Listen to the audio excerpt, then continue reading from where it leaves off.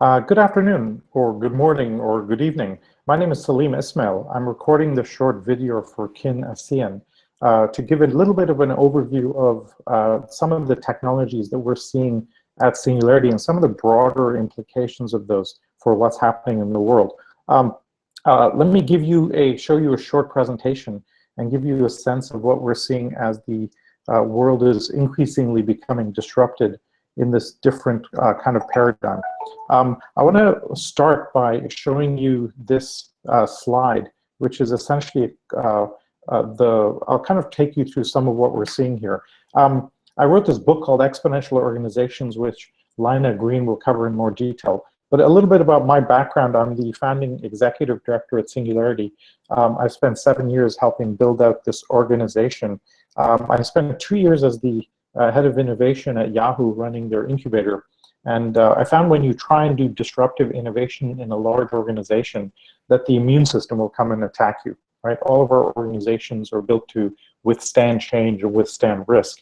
This next slide may be the heart of what we are seeing. All of our intuition, education, training around the world teaches us to project linearly about what's happening in the world. We take our past performance and we project linearly to get our 5-year assessments and forecasts. Yet the world, driven more and more by information, is riding this green exponential curve and not the kind of flat linear curve that we're used to.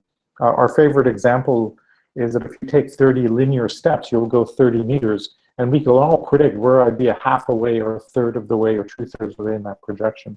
But if I take 30 doubling steps, I've gone 1 billion meters. I'm 26 times around the world, which is a lot more than 30 meters, right? And so that's essentially the heart of the paradigm that we look at. We are 7 years old at Singularity University. We're based at NASA in Silicon Valley. We live off this curve that Ray Kurzweil put together, which is essentially Moore's law. And Ray was surprised by how predictable and steady and smooth that progression has been. And he spent 10 years researching this and found that when you create a domain or information enable a domain or a discipline or a technology, its price performance starts doubling very steadily, right? And once that doubling pattern starts, it doesn't stop. Peter Diamandis, our other main founder, just wrote this book called Abundance. And he projects out that if we could harness this pace of change effectively, we could soon have an abundance of healthcare, energy, clean water, education, etc. And what would the world look like if that was the case? That doubling pattern that we saw in computing, and we have continued to experience, we're now seeing that in about a dozen technologies.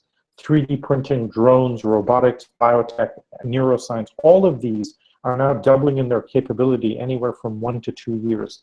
And we've brought together the world's leading experts in these areas to think about where does this go. And we do a series of programs, but let me show you one to bring this home. This is a 4-day event that we do with Deloitte and with XPRIZE. We bring together CEOs of Fortune 500 companies. You can see some of the logos there. We asked them beforehand, how aware are you of some of these technologies? And most said they have very little awareness. At the end of the 4 days, we said, how big of an impact will this have on your industries? And 80% of them agreed that they would see game-changing disruptive impact in their industries within 2 years. Right? So think of that gap. Most people have very little awareness of what technologies are coming. When they do, it's a dramatic change. Right? So let me run through some of what we're seeing. The first is very obvious: we're digitizing the world. 10 years ago, we had maybe 500 million internet-connected devices. We're up today to about 11 billion. We'll be at 50 to 100 billion by the end of the decade, and shortly after that, we'll get to 1 trillion. Soon we'll have, note that, we'll soon have 1 trillion internet-enabled sensors around the world, right? And every time we add a new layer of information, we enable a whole new class of application that comes out of it. So you can see that our memories aren't in our heads anymore, they're in our smartphones. All our relationships are now digital via social media, okay? The second thing that we see is as we information enable these industries, they become very disruptive. The best analogy we have for that is photography. Some of you may remember film photography. You're operating on a material substrate, and you're operating from a scarcity model, right? You can only carry so much film around and so on. When you move to digital photography, a few really important things happen.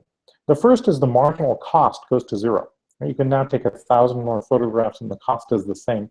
As a result of the cost going to zero, we now take billions of photographs, right? In film photography, you would carefully kind of click a few shots a day, and now we essentially hold down the shutter button. The third thing that happens is very subtle, is that you shift the problem space. So in a scarcity problem space, I may take courses in photography to kind of optimize every shot. I learn about composition and so on. In an abundance problem space, we all have 8 copies of our photographs on 10 devices, and you simply can't find anything, right? So that's essentially the explosion that we saw in photography. That explosion, and note that when you go through that transition to a digital model, the business model changes. The way you make money changes, because now you're selling and managing abundance and you're not selling scarcity. And that's why we have such disruption in the business world. Well, that kind of acceleration that we've seen in computing, we're now seeing that across all of these technologies. All of them are going through that explosion from the digital photography to the film photography equivalent. I don't have time to go through all of these areas, but I want to highlight 2 broad level implications for 2 industries to give you some sense of it. The first is healthcare. The confluence of AI, sensors, mobile computing, and cloud computing has led to Peter launching the X Prize for the Qualcomm Tricorder X Prize, which is literally a $10 million prize for the Star Trek tricorder. So somebody will win $10 million when their handheld device can beat 10 doctors in doing a diagnosis, right? 300 teams have been competing for this. We're down to the final 7. The winner will be announced in about 6 months. So in a few months, we will have a handheld device that will beat most doctors, will profoundly change healthcare, right? Here's the leading contender called Scanadu. This is a whole doctor's examination room, literally in the size of a pillbox, okay? I speak often at healthcare conferences, and when I ask how many people know about this, the answer is pretty much 0, quite profound. But maybe solar energy is the most profound thing that we're seeing. Solar energy is doubling in its price performance every 22 to 30 months, and has been for a few decades. Okay, at this pace, we will hit 100% of world energy supply deliverable by solar in about 2 decades. Okay? Here's the last 5 years of solar, and look at the way it's fallen off a cliff.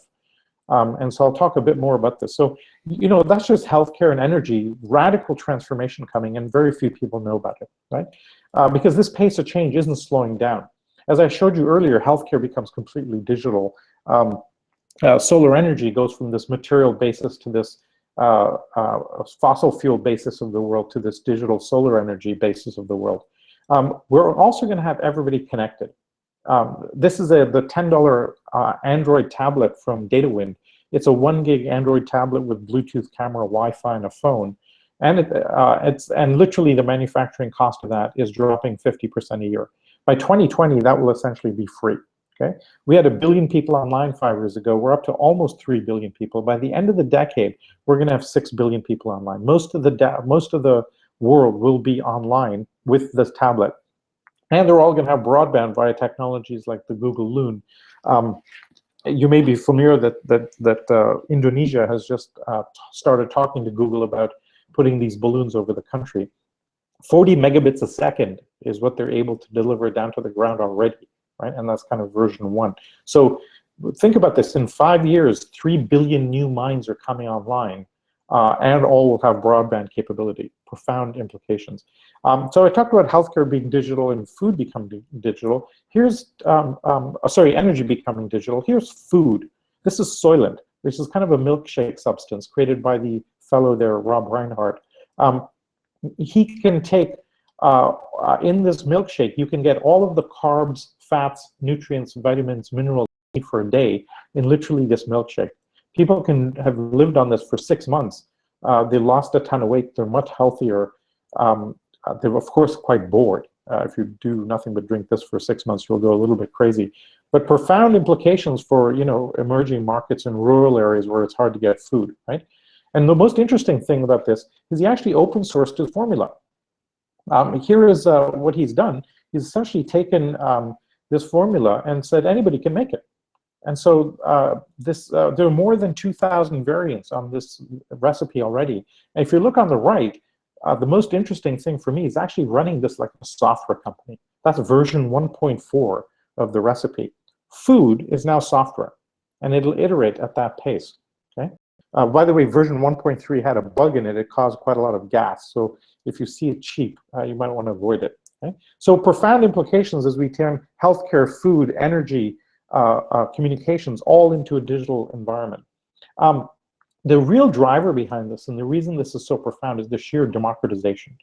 Here's what we see happening in all of these technologies. The domain becomes digital, the costs go to zero, open source communities form, and then you have radical disruption of the status quo. Bitcoin is one of these examples. We recently moved $300 million around the world at a cost of $6, right? Quite incredible. The real value, though, is not really Bitcoin as a currency, it's really the blockchain. The blockchain allows us to do what's called decentralized authentication.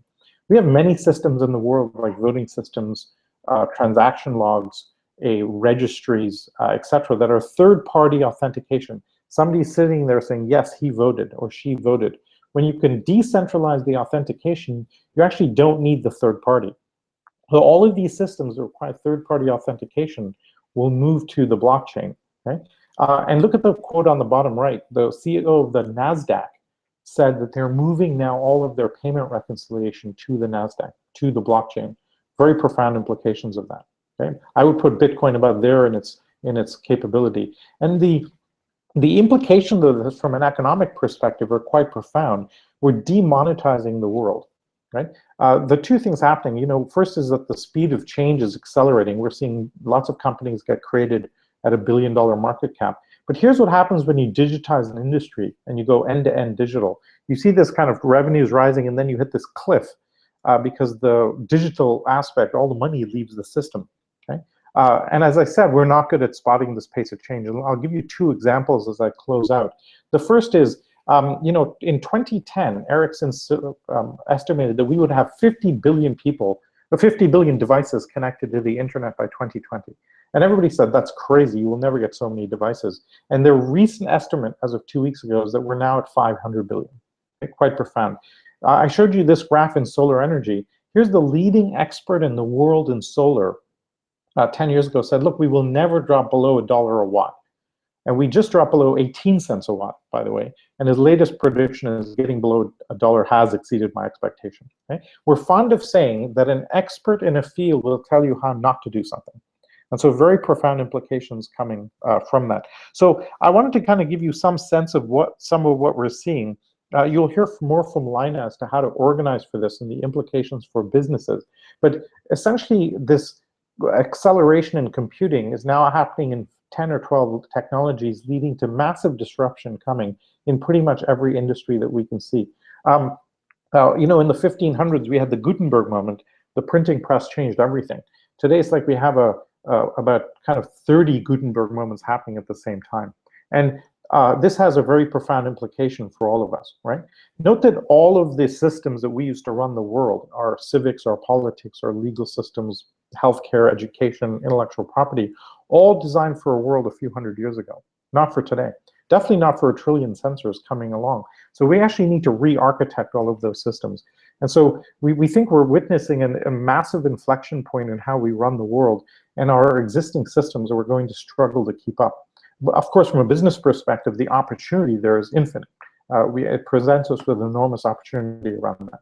So I hope I've given you some sense of what we're seeing. Look forward to chatting further with you, and best of luck with your conference. Thank you for having me.